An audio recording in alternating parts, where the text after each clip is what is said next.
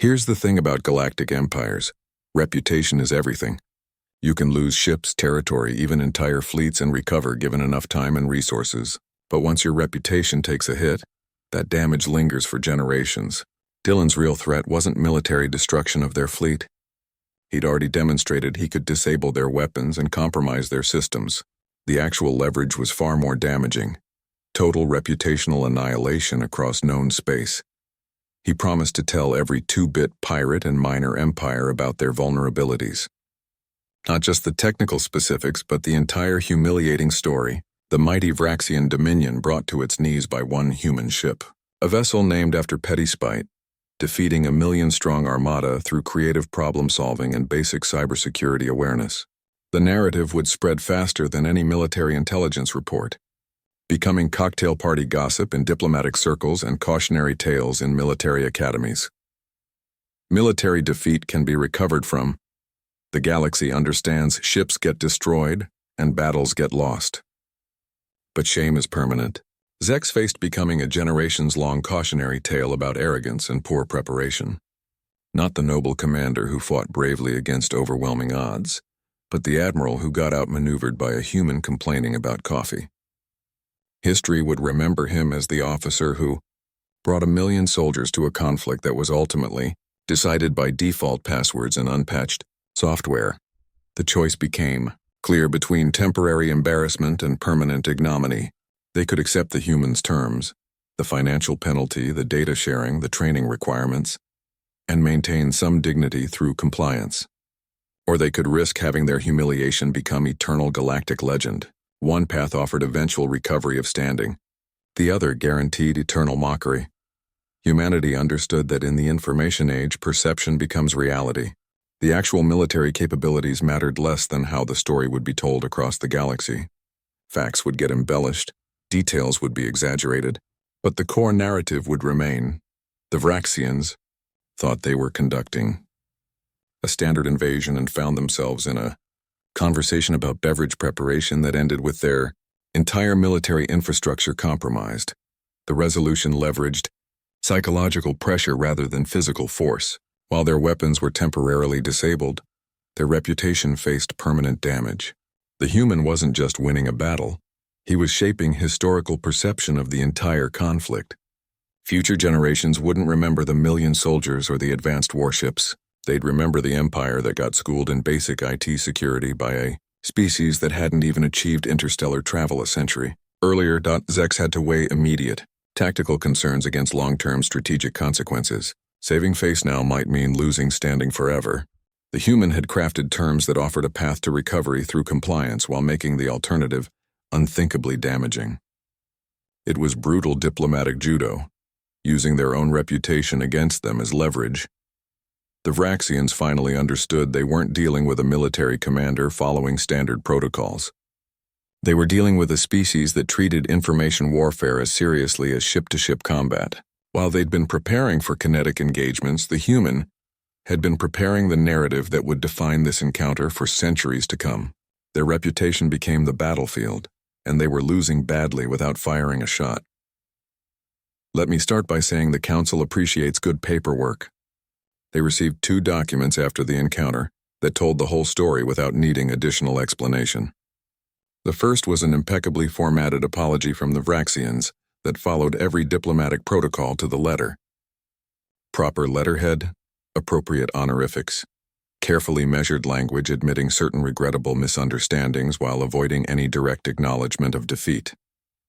It was a masterpiece of bureaucratic face-saving that maintained technical compliance while sidestepping actual accountability. The second document was Captain Ree's concise factual report. 3 pages of straightforward observations without embellishment or emotional language. He described the encounter as a routine systems check that identified certain vulnerabilities in Vraxian fleet operations. The tone suggested he'd performed a minor technical service rather than preventing an invasion. No dramatics, no self-congratulation, just a dry recitation of events followed by recommendations for improved cybersecurity practices. The bureaucracy of victory mattered as much as the victory itself to the Council. They weren't just assessing who won the confrontation, They were evaluating how both parties handled the aftermath. The Vraxians followed established protocols perfectly while missing the point entirely. The human ignored standard formats while demonstrating complete understanding of the situation's implications. One species knew how to file paperwork, the other knew how to get results. The Council added a new rule to their unwritten playbook that day. Rule 48 simply states if humans offer you a deal, take it. They've already won. This became shorthand for humanity's particular approach to conflict resolution. Other species might negotiate from positions of strength or weakness. Humans negotiate from positions of certainty that they understand the situation better than you do. Their offers aren't starting positions. They're final solutions disguised as opening bids. Earth's standing transformed from newcomer to essential partner overnight. Not because they had the largest fleet or most advanced technology, but because they demonstrated a unique understanding of modern conflict dynamics. They'd reframed self-defense as strategic information management. While other species were building better weapons, humans were building better understanding of how systems actually work and fail. The resolution established a new paradigm for galactic security. Humanity hadn't just defeated the Vraxians. They demonstrated that conventional military power meant less than systemic understanding. Their victory came from knowing their opponent's infrastructure better than the opponents knew it themselves.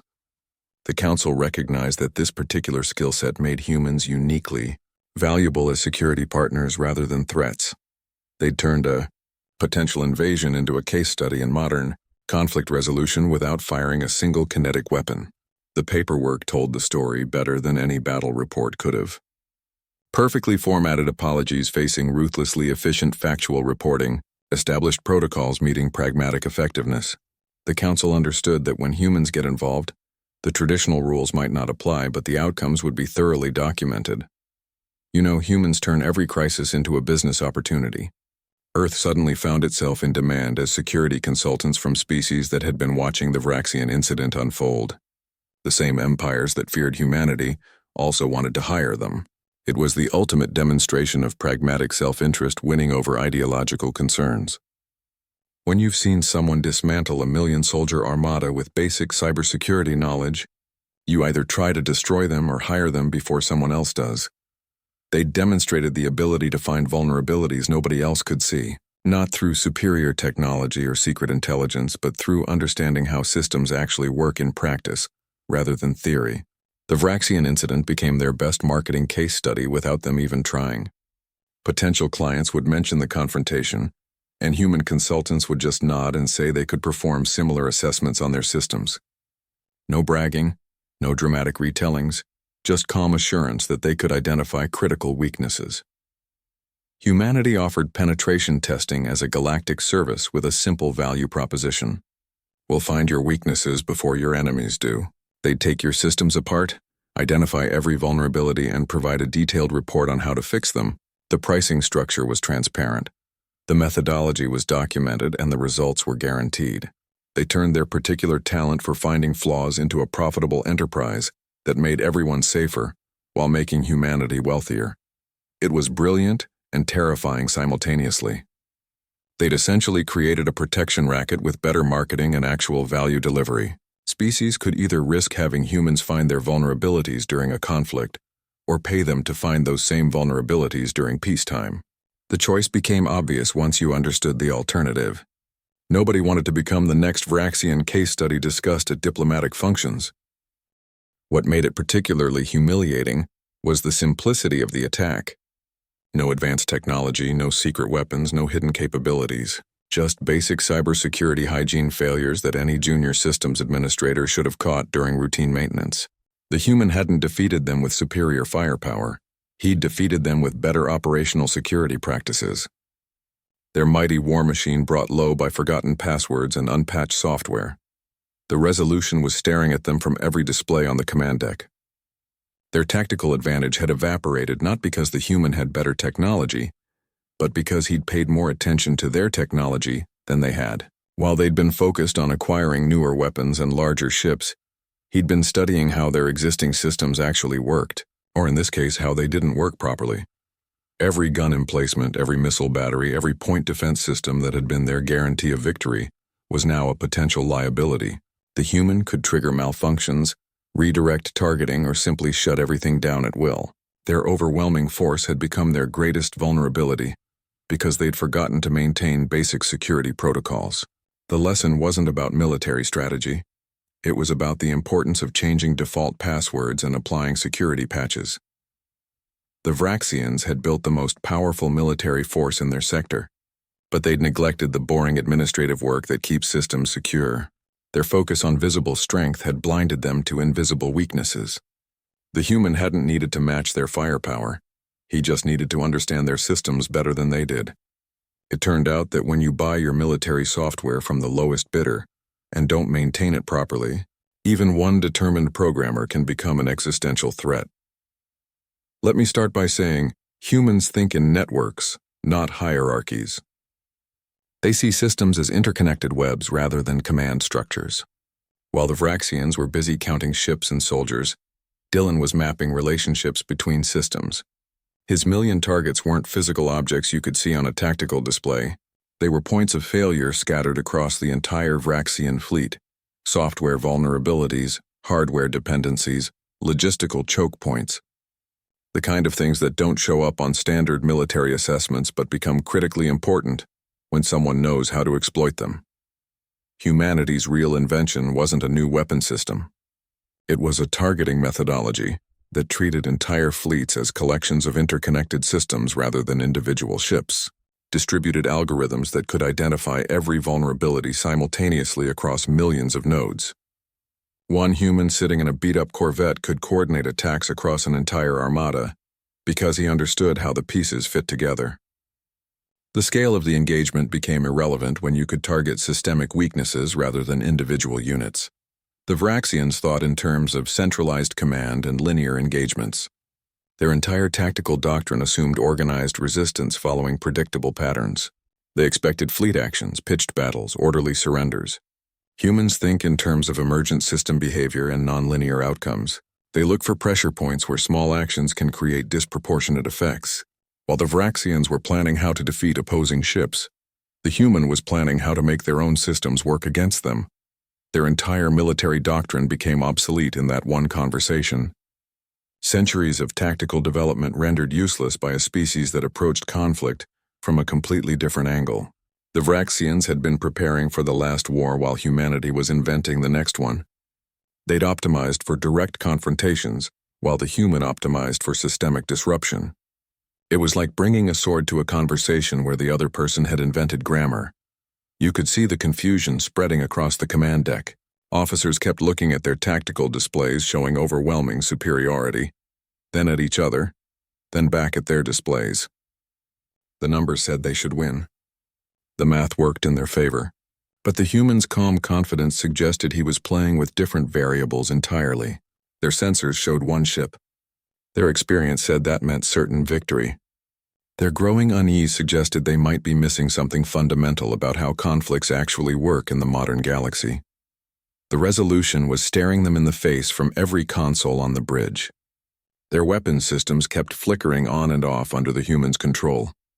Their communications channels showed strange packet losses at precisely the wrong moments. Their navigation systems displayed minor but consistent errors that would have been catastrophic during actual combat maneuvers. The human wasn't demonstrating superior firepower. He was demonstrating superior understanding of how their entire military infrastructure actually functioned. Or more accurately, how it malfunctioned when properly provoked.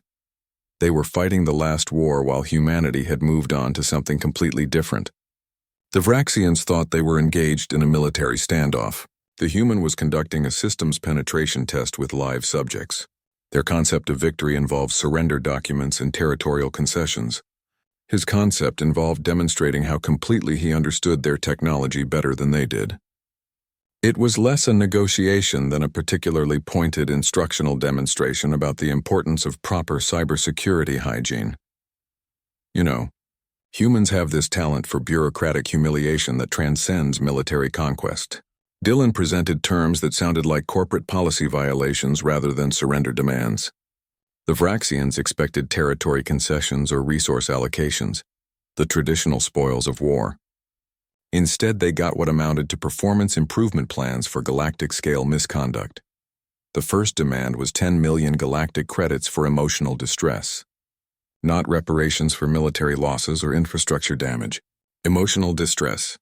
The specific phrasing made it sound like someone had violated workplace harassment policies rather than attempted planetary invasion. The human even specified this was compensation for the ruined coffee and disrupted morning routine, with detailed calculations showing how the interruption had negatively impacted crew morale and operational efficiency.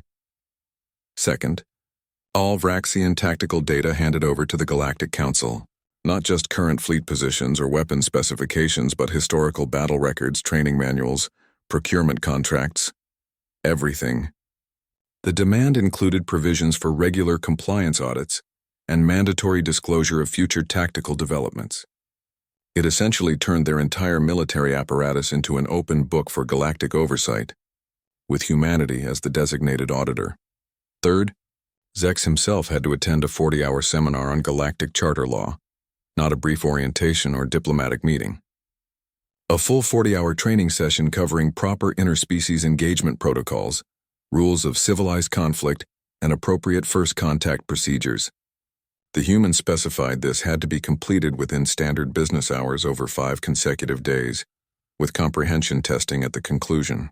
Failure would require retaking the course until proficiency was demonstrated. These weren't terms of surrender in any traditional sense. They were the kind of disciplinary measures a large corporation might impose on an executive who'd violated multiple ethics policies. The Vraxians had prepared negotiation strategies for territorial concessions and resource allocation. They had no framework for responding to what amounted to human resources discipline applied to interstellar conflict. The resolution was precisely calibrated psychological humiliation rather than military defeat. The human understood that temporary embarrassment would ensure long-term compliance better than any punitive measures. Making Zex sit through 40 hours of basic legal training would be more effective than imprisoning him. Forcing financial compensation for emotional distress would be remembered longer than resource extraction. Turning their military secrets into public information would constrain future aggression more effectively than destroying their ships. The Vraxian command staff didn't know how to process these demands. Their legal officers kept reviewing galactic conventions looking for precedent. Their military advisors searched historical records for similar surrender terms. Their diplomats tried to find negotiation points within the framework presented. Everyone was operating in completely uncharted territory, where military victory had been redefined as administrative compliance. Instead of discussing fleet disarmament or territorial withdrawal, they found themselves arguing about training seminar scheduling and financial compensation formulas. The human had reframed the entire conflict as a regulatory compliance issue, rather than a military engagement. Their overwhelming force had become irrelevant when the conversation turned to proper interspecies relations protocols and emotional distress calculations. The humiliation was designed to ensure they'd never try this again. Traditional conquest might have left them looking for revenge. This approach left them looking incompetent and in need of basic training. The message was clear. They weren't dangerous adversaries, they were poorly trained amateurs who needed to learn proper galactic citizenship. That kind of reputation damage would linger long after any military defeat would have been forgotten. Let me start by saying humans treat bluffing as an art form. They don't just tell lies. They construct alternative realities so convincing that opponents start questioning their own intelligence. Dylan's million targets comment seemed like pure bravado at first glance. The kind of empty threat commanders make when they're outmatched and hoping to buy time.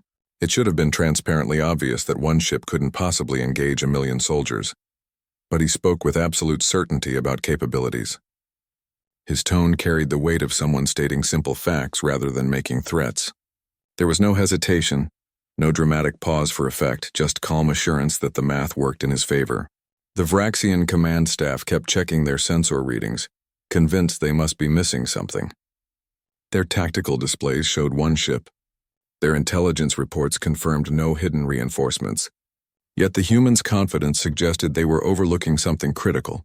The Vraxians assumed he meant literal targets for their weapons. They interpreted his statement through their own military framework.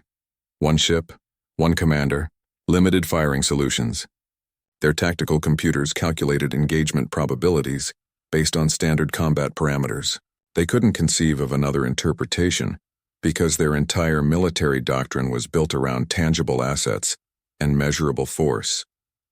Human creativity means they redefine the battlefield itself. They don't just work within existing combat parameters, they invent new ones. 1,000,000 targets could mean 1,000,000 vulnerabilities in your systems, 1,000,000 points of failure in your logistics chain, 1,000,000 opportunities for psychological warfare. While the Vraxians were counting soldiers, the human was counting everything else. The resolution wasn't about what humanity had, it was about what the Vraxians lacked. They had overwhelming force but limited imagination. They had military doctrine but no flexibility. They had standardized protocols but no capacity for unconventional thinking. Dylan was counting on their inability to think like humans. He wasn't bluffing about having capabilities. He was bluffing about the nature of those capabilities. He knew they would interpret his statement through their own tactical framework. They'd assume he meant physical targets, combat solutions, military assets. The beauty of the bluff was that it forced them to consider possibilities outside their experience. While they were searching for hidden weapons or secret technology, he was demonstrating psychological warfare techniques they hadn't accounted for. The Vraxian command staff spent precious minutes running diagnostics, checking for cloaked ships, scanning for energy signatures. Their confusion grew with each negative result. The humans' calm certainty contrasted sharply with their increasing uncertainty. They began questioning their own intelligence, their technology, their understanding of the situation. Dylan's genius was recognizing that sometimes the most effective weapon is making your opponent doubt their own advantages. He turned their overwhelming strength into a psychological liability simply by refusing to be intimidated by it. While they had the firepower, he had the psychological advantage of unpredictability. Their conventional military thinking became their greatest weakness against an opponent who refused to play by established rules. The bluff worked because it targeted their assumptions rather than their ships. It challenged their understanding of combat rather than their combat capabilities. By the time they realized what was happening, they'd already lost the psychological battle. The human hadn't brought superior technology or hidden forces. He'd brought a completely different way of thinking about conflict, and that proved more disruptive than any weapon could have been. You know, even advanced civilizations make budget decisions. The Vraxian Dominion bought their tactical software from the lowest bidder. This standard bureaucratic practice became their critical weakness when facing an opponent who understood how procurement works better than warfare. Dylan revealed. He'd found their procurement records during his approach. He'd been browsing through publicly available contract awards while drinking his coffee. Turns out when you buy your tactical software from the lowest bidder, you get interesting security vulnerabilities hidden in the discount code. The entire armada ran on cut-rate software that had been optimized for cost rather than security. Millions of credits worth of advanced hardware controlled by software that cost less than some admirals' lunch budgets. The targeting systems, navigation arrays, communication networks, all running on code that had been outsourced to the cheapest developer who promised compatibility with existing systems. They'd prioritized budget compliance over battle readiness.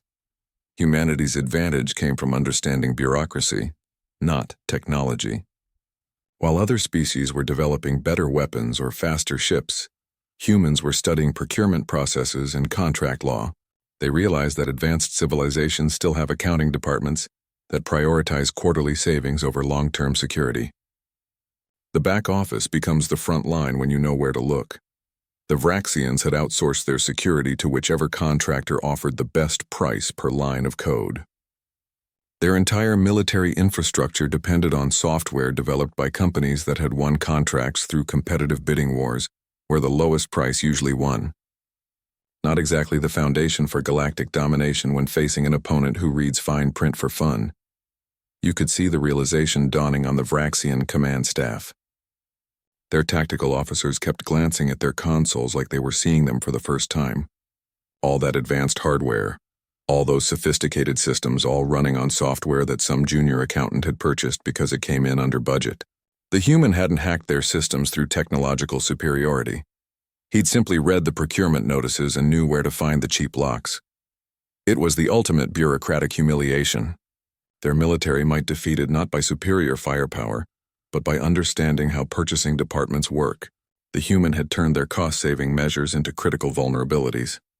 While they'd been counting credits, he'd been counting security flaws that came standard with discounted software packages. The resolution was painfully simple. They'd prioritized short-term savings over long-term security. Their entire fleet's combat effectiveness depended on software that had been selected because it was 20% cheaper than the next bidder's offering. The human didn't need advanced technology to defeat them. He just needed access to their public contract database and a basic understanding of how cheap software gets developed. Not exactly the foundation for galactic domination when your opponent understands your accounting practices better than you do. The Vraxians had built a mighty military machine but forgot to check who was writing the code that made it run. Their greatest weakness wasn't technological, it was financial. They'd saved money on software and paid for it with their entire invasion strategy. Here's the thing about human programmers. They're stubbornly thorough. When they find a vulnerability, they don't just patch it and move on.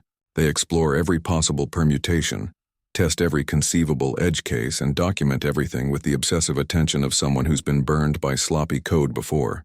Dylan hadn't been idle during his approach to the Vraxian fleet. While they were running standard tactical assessments and calculating engagement probabilities, he'd been methodically exploring their network architecture.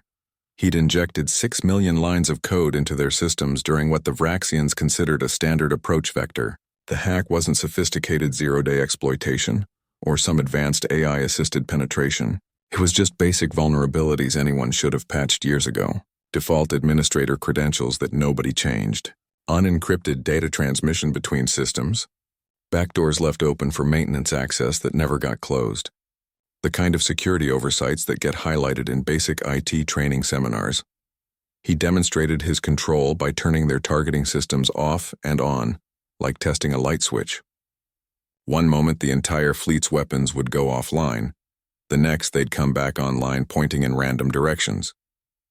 The Vraxian engineers scrambled to identify the intrusion, while their tactical officers watched helplessly as their own systems mocked them. The entire fleet's weapons were under human control, and they'd never detected the intrusion until he decided to show them. The million soldiers had become million liabilities in the space of a few minutes. Every gun that had been pointed at Earth was now a potential threat to its own ship. The Vraxian command staff watched their status displays flicker from green to red and back again, each change demonstrating how completely their systems had been compromised. They'd brought overwhelming force to the confrontation, only to discover that force could be turned against them with a few well-placed lines of code. The Vraxians learned that humanity's normal state is their strategic advantage. What other species consider personality flaws become combat multipliers when properly applied. Stubbornness becomes persistence. Creativity becomes tactical innovation. Even their famous caffeine dependency becomes a focus mechanism when properly managed. Their everyday behaviors translate directly into military effectiveness in ways that defy standard analysis. You can't reverse engineer human psychology into your own military doctrine. You can't copy stubbornness or manufacture creativity through technological means. Their advantage comes from being exactly what they are, only more so when under pressure. This makes them predictable in their unpredictability. You know they'll find a way to win. You just don't know what that way will be. The galaxy eventually stopped looking for secret weapons and started studying human behavior instead. Military academies added psychology departments. Tactical simulations incorporated human factors analysis. The understanding slowly spread that you don't counter humans with better technology. You counter them by understanding how they think. And even then, you're only ever one creative solution away from becoming the next cautionary tale. You know, humanity replaced destruction with something more durable and ultimately more effective. The old galactic doctrine was mutually assured destruction, the threat of overwhelming retaliation that kept everyone in check through fear of annihilation. It worked well enough for centuries, creating an uneasy peace maintained by the constant threat of catastrophic violence. Everyone understood the rules because they were simple and brutal. Attack us and we'll destroy you completely. Humanity introduced a completely different concept: mutually assured respect. Their unpredictability and strategic ambiguity became more effective deterrents than any fleet deployment. Species learned that provoking humans had consequences that were impossible to predict in advance. You might get conquered through conventional military action, or you might find your entire financial system audited by human consultants. You might face fleet engagements, or you might receive politely worded invoices for services rendered. The uncertainty itself became protective in ways that traditional deterrence never achieved. Nobody knew what response any provocation might trigger, which made calculation of risk nearly impossible. Military planners couldn't run standard cost-benefit analyses when dealing with humans because the potential outcomes were too varied and unpredictable. Would they respond with weapons or paperwork, military force or bureaucratic obstruction? The not knowing became more restraining than any specific threat could have been. Humanity's greatest defense was everyone's uncertainty about their capabilities and intentions. They'd turned strategic ambiguity into a galactic-scale defense system that required minimal maintenance and no actual weapons deployment. Their reputation for creative problem-solving did the work that thousands of ships would have otherwise needed to perform. The mere possibility of unexpected consequences kept potential adversaries cautious. They'd created a situation where the safest option was simply not to provoke them. Not because of what you knew they could do, but because of what you didn't know they might do. The range of possible responses was too broad to plan for effectively. Military preparation became practically useless when, facing an opponent who might choose any response from total war to sending a strongly worded memo with compliance deadlines, the resolution transformed galactic security dynamics completely. Instead of arms races and fleet building, species focused on understanding human psychology and behavioral patterns. Military academies added courses on human decision-making processes. Intelligence agencies shifted from counting ships to studying cultural influences. Everyone was trying to reduce the uncertainty that humans had turned into their primary defense mechanism. Humanity had essentially outsourced their security to everyone else's imagination. The most effective deterrent became what other species thought humans might be capable of, rather than what they actually demonstrated. This required minimal investment while achieving maximum effect. Their safety came from being too creatively dangerous to threaten, with the added benefit that they never had to prove most of the capabilities others feared they might possess. They'd turned the fundamental uncertainty of dealing with a new species into a strategic advantage. Where others saw unpredictability as a weakness, humans weaponized it as a strength. The galaxy learned that sometimes the most effective defense isn't knowing what you can do, but making sure nobody else knows what you might do. This approach required no treaties, no military buildup, no threatening posturing, just carefully cultivated mystery and demonstrated creativity when provoked. Here's the thing about humans. They organize things. They see chaos and immediately start creating systems to manage it. Dylan proposed a galactic neighborhood watch program that sounded reasonable until you realized what it actually meant. The setup seemed innocent enough. Cooperative security arrangement where species share information about threats and vulnerabilities. Standard community protection scaled up to interstellar levels. Simple, straightforward, and completely revolutionary in its implications. The tension came from the unstated central role humanity would play. They'd position themselves as the security coordinators, the central clearinghouse for all threat intelligence. Think of it as career-ending insanity. Same thing, really. Any species that objected would find themselves outside the security umbrella, vulnerable to whatever threats might emerge. The choice was simple. Join the human-led system or take your chances alone in a galaxy full of predators. They'd make themselves essential infrastructure rather than dominant power. The species that finds vulnerabilities before they're exploited becomes everyone's first call when trouble appears. Not because they have the biggest fleet or most advanced weapons, but because they understand how systems fail better than anyone else. Their value comes from foresight rather than force, prevention rather than punishment. Every alliance, every treaty, every defense pact would eventually involve humans because they'd be the ones who understood the interconnected risks. They wouldn't demand participation. They'd just make non-participation increasingly impractical. Their security assessments would become required reading for anyone serious about defense planning.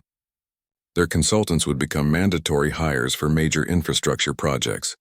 The resolution transformed their near invasion into a franchise opportunity. They'd turned a defensive capability into a scalable business model that made everyone safer while making humanity indispensable. The galaxy got improved security, Humanity got influence and income, and nobody had to fire a shot in anger. It was brilliant bureaucratic jujitsu that leveraged their particular talents into structural advantage. They built a security ecosystem where they became the central nervous system, not through conquest or threats, but through demonstrated competence and careful positioning. Other species might have larger fleets or more advanced technology, but humans understood how everything connected better than anyone. Their value came from seeing the big picture that specialists often missed. The Neighborhood Watch program started small but grew rapidly. Species realized that having humans coordinate security was cheaper than maintaining massive standing fleets. The human approach focused on prevention rather than response, identification rather than confrontation. They'd find your weaknesses and help you fix them before anyone could exploit them.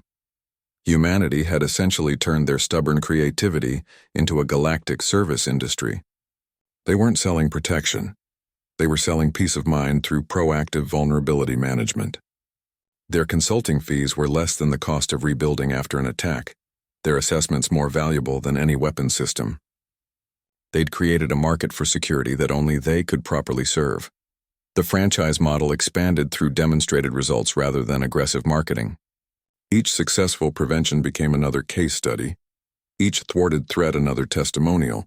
Species didn't join because they feared humanity. They joined because they feared what might happen without humanity's particular perspective on security.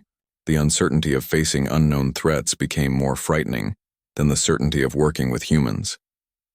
They weaponized their own vulnerability assessment capabilities not as a threat, but as a service. The same skills that had defeated an invasion fleet now served as the foundation for a thriving interstellar business. Human security consultants became sought-after assets with waiting lists stretching months for their assessment services. They'd turned their reputation for creative problem-solving into marketable expertise that even their former adversaries wanted to purchase. The galaxy learned that humans monetize everything, including fear. Not through extortion or threats, but through offering genuine solutions to security concerns. Their consulting fees might be high, but the cost of not hiring them had been dramatically demonstrated. The Vraxians had essentially provided the perfect advertising campaign without realizing it. Every species that saw what happened understood the value of proactive security assessments. Human consultants would arrive with the same calm competence that had characterized the initial confrontation. They didn't bring weapons or demands, just diagnostic tools and extensive questionnaires. Their assessments covered technical systems, operational procedures, and even personnel training. They'd identify everything from software vulnerabilities to poor maintenance practices to inadequate training protocols. The final reports read like instruction manuals for not becoming the next cautionary tale. The resolution transformed humanity from potential threat to essential partner. Their security consulting business became so successful that they started training other species in their methodologies. They created certification programs, published best practices, and established industry standards. The same stubborn creativity that had defeated the Vraxians now served to raise security standards across the galaxy. They'd turned a defensive capability into an offensive business strategy that made everyone more secure while positioning humanity as industry leaders. Their consulting contracts included clauses about proper coffee facilities and respect for morning routines. Clients learned to schedule assessments around human biological cycles and provide adequate beverage preparation equipment. The little details that had started the whole confrontation became standard contract requirements. Nobody wanted to discover what happened when you interrupted a human's workflow after they'd already demonstrated what happens when you interrupt their coffee. Here's the thing about galactic politics: everyone's watching everyone else's reactions. The Andraxian coalition decided to test humanity's limits after the Vraxian incident. They wanted to see if that outcome was a fluke or a pattern. This wasn't about military conquest or territorial expansion. It was about gathering intelligence on the new player in galactic affairs. They approached the situation with careful calculation rather than brute force. This was a subtler, more dangerous opponent than the Vraxians. Where the Dominion relied on overwhelming force, the Coalition specialized in information warfare and psychological operations. They understood how perceptions shape reality better than any species in the sector. Their approach would be measured, calibrated, and designed to probe weaknesses without triggering outright conflict. They'd study humanity's responses like scientists observing a new species' behavior. Admiral Harrison sent Dylan with remarkably simple instructions that captured humanity's entire strategic approach. Go there, be yourself, and remind them why threatening humanity is a terrible idea. No specific threats, no predetermined demands, no escalation protocols. Just the same stubborn creativity that had worked against the Vraxians. The mission parameters trusted Dylan's judgment completely while giving him maximum flexibility. No weapons, no threats, just human stubbornness and creativity.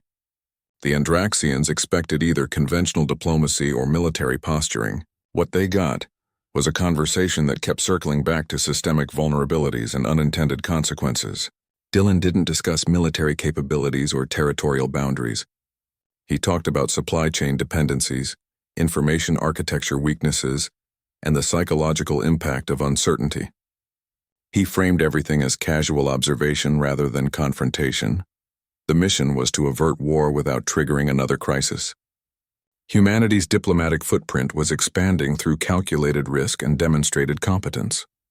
Each successful engagement built their reputation while minimizing actual conflict. The Andraxian test represented an opportunity to establish patterns without excessive drama. They needed to show consistency in their approach while adapting to different types of opponents. Dylan's meeting with the Andraxians followed the same pattern as the Vraxian encounter, but with more sophistication. He arrived precisely on time, well caffeinated, and prepared to discuss their systems rather than his own. He asked questions about their infrastructure that sounded like technical curiosity, but revealed deep understanding of their vulnerabilities. The conversation felt like a consulting session that gradually turned into a mutual assessment. The resolution came when the Andraxians realized they were being studied with the same intensity they were applying to humanity. Dylan's questions about their systems mirrored their own intelligence-gathering efforts. His observations about their vulnerabilities matched their internal risk assessments. They recognized that continuing the confrontation would mean exposing their own weaknesses while learning nothing new about human capabilities. Humanity's approach to the Andraxian test demonstrated strategic maturity beyond their relatively short interstellar experience. They didn't escalate, didn't threaten, didn't posture. They simply applied the same principles that had worked before with appropriate adjustments for the different opponent. The consistency of their methodology became more convincing than any specific capability demonstration. The Andraxians ultimately concluded that provoking humanity offered more risk than reward. The potential gains from testing their limits were outweighed by the certainty that humans would respond in unpredictable but consistently effective ways. They joined the growing list of species that decided cooperation was safer than confrontation when dealing with humanity's particular talents. Let me start by saying, the galaxy kept looking for humanity's secret weapon long after the Vraxian incident. Every species assumed there was some hidden technology we hadn't revealed yet. They analyzed sensor data, reviewed communication intercepts, even sent diplomatic missions specifically to probe for advanced systems.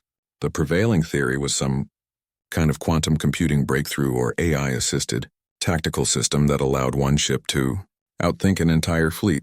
The tension built as intelligence.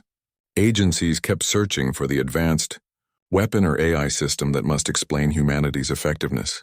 They reverse-engineered every piece of human technology they could acquire. They studied historical conflicts looking for patterns of technological superiority. The assumption was that somewhere, hidden behind the unimpressive exterior of human ships, was some revolutionary system that changed the fundamental balance of power. The truth was far more disturbing to established galactic powers. After years of investigation and analysis, the conclusion became unavoidable. The secret weapon is that there is no secret weapon. No hidden technology, no advanced AI, no revolutionary physics-breaking system. It's just us. Just humans being humans with all our flaws and peculiarities amplified by circumstance. Stubborn, creative, absolutely refusing to lose even when we should. That's the entire package. When faced with impossible odds, we don't look for ways to surrender gracefully. We look for ways to make the odds less impossible through sheer force of will and creative thinking. Other species might calculate probabilities and act accordingly. We treat probability calculations as suggestions rather than limitations. This meant you couldn't counter it with better technology or larger fleets. How do you defend against stubbornness? What's the tactical response to creative problem solving? You can't develop countermeasures for a species that treats every rule as optional and every limitation as a challenge to be overcome. Their advantage wasn't technological, it was psychological, and that made it infinitely more difficult to counter. The resolution to this realization was particularly unsettling for military planners across the galaxy. How do you defend against a species that treats impossibility as a challenge rather than a barrier? Conventional defense planning assumes rational actors working within understood parameters. Humanity operates on completely different parameters where the only constant is their refusal to accept unfavorable outcomes. Let me start by saying the galaxy is learning to measure risk differently when dealing with humanity. Traditional assessment models assume predictable responses based on measurable capabilities. You calculate fleet sizes, weapons yields, technological advantages, standard variables that generate reliable threat projections. Humanity defied all existing assessment models from their first interstellar encounters. Their responses never matched the inputs you fed into the equations. They were simultaneously your greatest hope and worst nightmare depending on context and timing. The same species that could save your civilization from an asteroid impact might also turn your financial systems inside out over a trade dispute. Their helpfulness and destructiveness came from the same place. That stubborn creativity that treated every situation as a unique problem requiring innovative solutions. There was no middle ground, no predictable moderation. Schrodinger's ally, both beneficial partner and existential threat, until you opened the box and found out which one you'd gotten. This ambiguity made them valuable and dangerous simultaneously. You wanted their help with complex problems but feared what might happen if they decided your systems needed improving. Their assistance often came with unexpected side effects and creative reinterpretations of the original request. Species had to calculate whether provoking humans was worth the uncertainty of their response. Would they send a politely worded memo or rearrange your planetary infrastructure? Would they offer helpful suggestions or demonstrate why your assumptions were flawed in spectacular fashion? The range of possible outcomes was too broad for conventional risk assessment. The answer was usually no once you'd seen them in action. The potential downside was too unpredictable to justify testing their limits. Better to work with them cautiously than discover what happened when you annoyed them creatively. Their track record of inventive problem-solving served as better deterrents than any fleet deployment. Humanity's safety came from being too creatively dangerous to threaten. Their reputation for unexpected responses protected them more effectively than any weapon system. Nobody wanted to become the next case study in human improvisation, so everyone treated them with cautious respect. The uncertainty of their capabilities became their greatest asset. They'd made unpredictability into their most reliable defense system.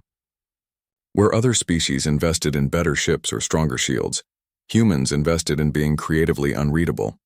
Their strategic ambiguity required no maintenance cost while achieving maximum deterrent effect. The galaxy learned that sometimes the safest option is leaving well enough alone when dealing with a species that treats rule-breaking as a competitive sport. Their security came from everyone's uncertainty about what they might do next. Military planners couldn't develop contingency plans for human responses because the possibilities were endless.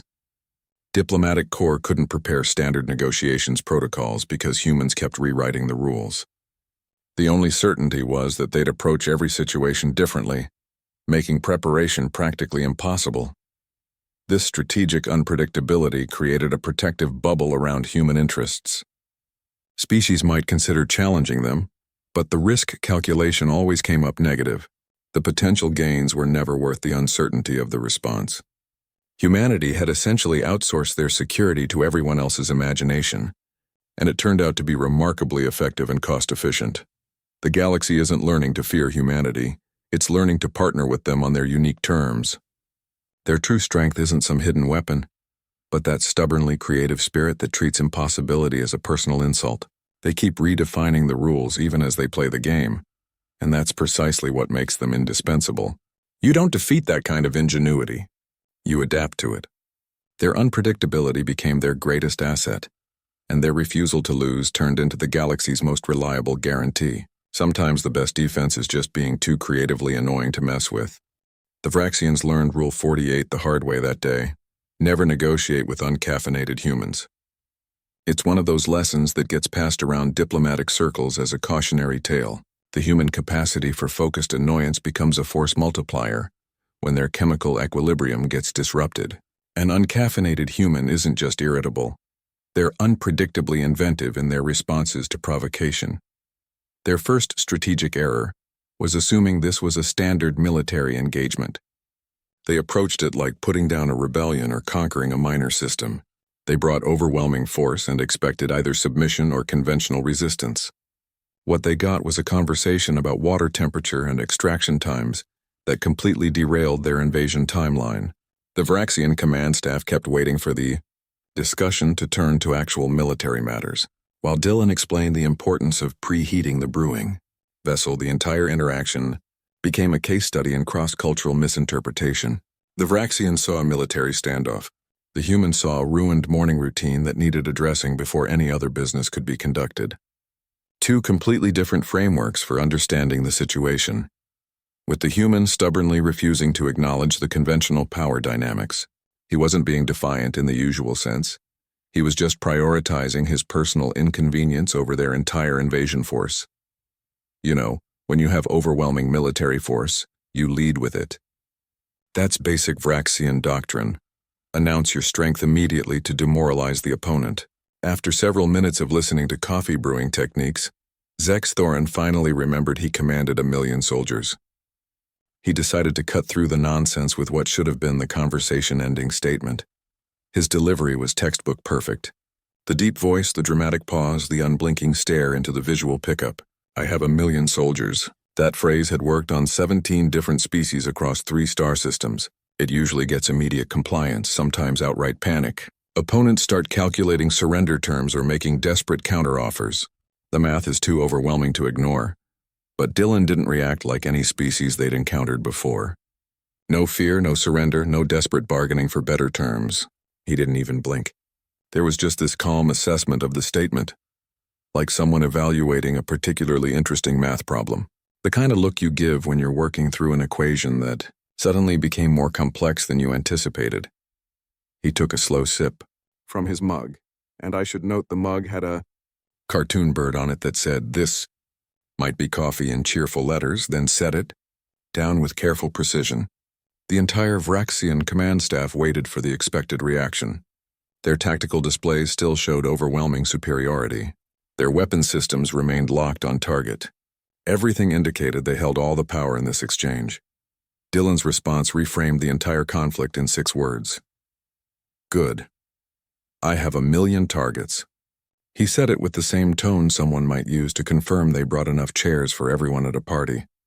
Not defiant, not threatening, just stating a simple factual correlation. 1,000,000 soldiers logically suggested 1,000,000 potential targets.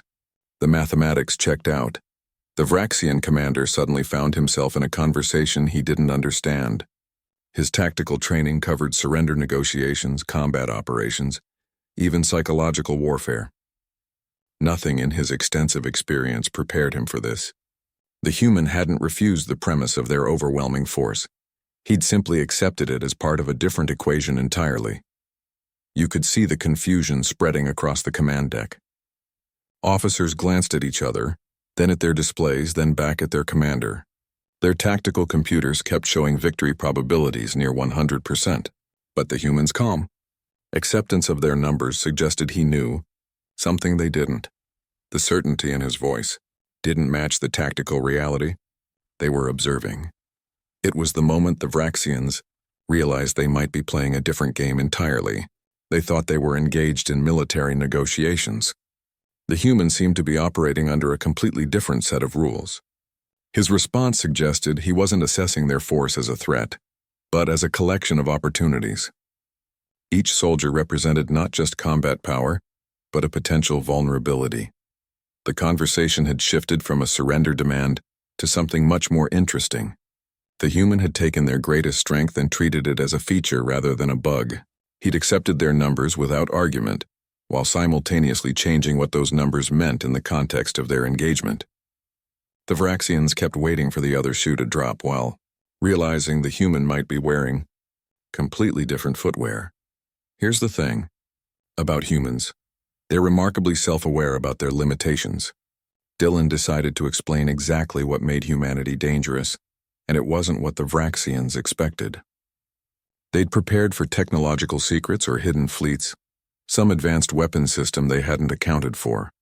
Instead, they got a lesson in human psychology that completely undermined their understanding of military power. He laid it out with clinical precision.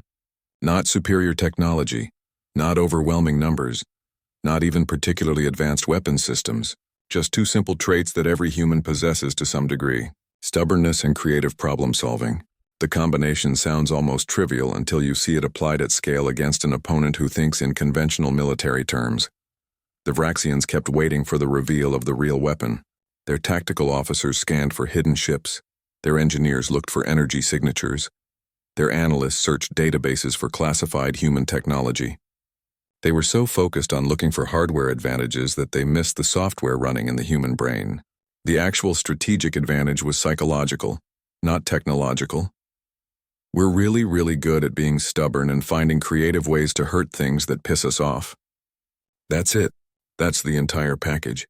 No secret weapons, no hidden fleets, no technological surprises. Just a species-wide talent for refusing to lose and thinking outside the box when provoked. It sounds almost disappointingly simple until you realize how difficult that is to counter with conventional military doctrine. An empire built on military hardware and standardized protocols couldn't process this as a viable strategy.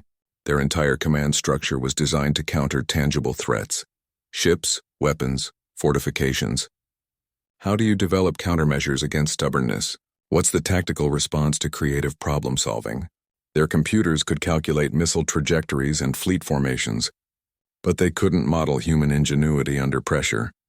The Vraxian officers kept glancing at each other, then at their displays, waiting for the real threat to reveal itself. They'd been trained to look for technological superiority or numerical advantages. This conversation about psychological traits felt like misdirection, some clever trick to distract them from the actual military capabilities about to be deployed. Their fingers stayed near weapons controls, eyes fixed on sensor readouts, expecting the other shoe to drop at any moment. Dylan just kept talking about human nature while sipping his coffee. He explained how every human child learns these skills through years of dealing with stubborn parents, unreasonable teachers, and bureaucratic systems. By the time they reach adulthood, finding creative solutions to impossible problems becomes second nature. It's not something they turn on for combat. It's how they approach everything from software development to parking disputes. The Vraxians had come expecting a military confrontation. They found themselves in a psychological assessment session with a species that understood its own limitations better than the Vraxians understood their own strengths. While they were counting ships and calculating firepower, the humans were counting on their ability to outthink rather than outfight their opponents. The realization that this might actually work was dawning slowly across the command deck, and it was more terrifying than any hidden fleet could have been. You know, I've watched empires fall for decades, but I've never seen anything like what happened when the Vraxian Dominion met humanity. They brought 1 million soldiers. We brought 1 million targets, and that's when the real war began. Not with weapons, but with words, code, and pure stubborn creativity. Let me show you how one human captain turned an invasion into the most humiliating negotiation in galactic history. You know how every galactic empire has their own little rule books and protocols? The Vraxian Dominion had the simplest playbook of them all. Overwhelming force equals victory. They ran their military operations like a factory process. Show up with enough ships, deploy enough soldiers, and watch the opponent surrender. It was efficient, predictable, and had worked on 17 different species across 3 star systems. But the Galactic Council had been trying to warn newcomers about something important. Some species just don't play by standard rules. Humanity in particular had developed certain quirks that experienced diplomats knew to work around. There's this unspoken guideline among Council veterans. You never initiate serious negotiations with humans before they've had their morning coffee. It's not in any official manual, but everyone who's dealt with them knows it. Turns out Supreme Commander Zex Thorin missed that particular briefing. His intelligence files covered human weapon systems, fleet compositions, industrial capacity, all the standard metrics. But nobody thought to include a footnote about their caffeine dependencies. He approached Earth like it was just another planetary acquisition. The kind where you deploy 1,000,000 troops and receive the surrender documents within the hour. Zex had the entire invasion timeline mapped out. Arrival at dawn local time for maximum psychological impact. Troop deployment during morning rush hour to disrupt infrastructure. Surrender ceremony scheduled before lunch. It was all very neat and orderly, following standard Vraxian military doctrine to the letter. What he didn't account for was Captain Dylan Rhee's particular morning routine. See, Dylan ran on a very specific schedule himself. Morning diagnostics at 600, systems check at 6:30, and a carefully timed coffee brewing process that couldn't be interrupted without consequences. The Vraxian armada dropped out of warp right in the middle of his pour-over. So when Zex opened communications with his standard surrender demand, he wasn't dealing with a well-rested military commander. He was dealing with someone whose morning ritual had just been spectacularly interrupted, and humanity has this remarkable tendency to get creative when their routines get disrupted. The Vraxians were about to learn why you don't bother humans before they've had their coffee. It's not about the caffeine itself. It's about the principle of the thing. Interrupt a human's morning ritual, and you're not just facing military opposition. You're facing the concentrated annoyance of someone whose entire day has been thrown off schedule. Zex expected either terrified compliance or defiant resistance. What he got was something entirely different. A conversation that would completely derail his meticulously planned invasion. Because Captain Dylan Rhee wasn't thinking about surrender or combat readiness. He was thinking about his unfinished coffee, and he was about to make that everyone's problem. Here's the thing about human vessels. They never look as dangerous as they actually are. The Spite drifted into weapons range looking like salvage waiting to happen. All mismatched plating and jury-rigged systems that screamed last-minute repairs. It wasn't just unimpressive. It looked actively neglected, like someone had bolted together spare parts from 3 different decades of shipbuilding and called it a defense platform. Every tactical display on the Vraxian command deck showed one tiny ship against their entire armada. Conventional military wisdom said this was either suicide or surrender. The math didn't work any other way. You don't send a single corvette against a battle group unless you're either incredibly stupid or planning to beg for mercy immediately. The Vraxian tactical officers actually checked their sensors twice, convinced there must be hidden escorts or cloaked support ships. There weren't. But humans have this spectacularly annoying habit of rewriting conventional wisdom right when you think you've got them figured out. Their ships might look like floating scrap heaps, but that's usually because they've poured all their resources into the systems that actually matter. The exterior plating might be patchwork, but the reactor's running clean. The hull might look battered, but the sensors are cutting edge. The Vraxian targeting systems lit up like a festival display across their entire fleet. 1,000,000 guns pointed at one insignificant speck of a ship. It was the kind of overwhelming firepower display that usually makes opponents reconsider their life choices. Zex Thorin expected either desperate begging or theatrical bravado, the standard responses when facing impossible odds. He'd prepared responses for both scenarios, ready to either accept surrender or demonstrate his fleet's destructive capabilities. What he got instead was a conversation that would completely rewrite galactic diplomatic protocols for the next century. The communication channel opened not with threats or surrender demands, but with Captain Dylan Rhee's voice sounding genuinely irritated about the timing. Not the invasion itself, not the 1,000,000 soldiers, not the certain destruction facing his planet. The timing. His first words weren't about military strategy or last requests. They were about how the Vraxians' arrival had interrupted his morning routine at precisely the worst possible moment. He explained, in disturbingly specific detail, how their warp signature emergence had coincided with the critical brewing phase of his coffee preparation. The water temperature had been ideal, the grind consistency perfect, and then their fleet had shown up and ruined everything. The Vraxian command staff didn't know how to process this. Their tactical displays showed overwhelming superiority. Their weapon systems were locked and ready. They had enough firepower to turn that little ship into expanding gas. And the human captain was complaining about his disrupted caffeine intake like they'd shown up late for a dinner reservation. It was the first sign that this engagement wasn't following standard military protocols. Zex found himself in a conversation about optimal brewing temperatures when he should have been accepting surrender documents. His officers kept glancing at each other, wondering if they'd misheard the translation. The human wasn't afraid, wasn't defiant in the usual sense. He was just remarkably annoyed about the inconvenience of it all. Let me start by saying, humans treat caffeine like a strategic resource. They don't just consume it, they integrate it into their operational planning. Morning routines become tactical protocols. Brewing methods get refined like weapon systems. The entire process gets treated with the seriousness other species reserve for fleet deployments. Dylan's first words over the comm channel weren't about surrender or threats. He didn't lead with demands or defiance. His opening statement focused entirely on the interrupted coffee preparation. He detailed how the Vraxian fleet's emergence from warp had coincided with the precise moment his water reached optimal temperature. The timing, he explained with remarkable specificity, had ruined the entire extraction process. This wasn't in any Vraxian military engagement manual. Their protocols covered surrender negotiations, tactical standoffs, even cultural misunderstandings. Nowhere in their extensive documentation was there guidance for dealing with a commander who prioritized beverage preparation over imminent destruction. Zex Thorin found himself discussing grind consistency instead of terms of surrender. The conversation had taken a hard left turn into completely uncharted diplomatic territory. The entire Vraxian command deck fell into confused silence.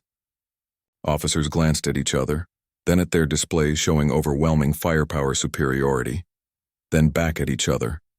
Their tactical computers showed a million solutions for neutralizing the human ship. None of them accounted for this particular scenario. Here was a captain facing certain annihilation discussing brewing techniques like they were having a casual morning chat. Humans weaponize inconvenience better than anyone in the galaxy. They turn minor disruptions into strategic advantages through sheer force of personality. When their routines get interrupted, they don't just get annoyed, they get creative. The pettiness becomes a tactical asset. They'll remember exactly how you wronged them and find remarkably specific ways to make it your problem too.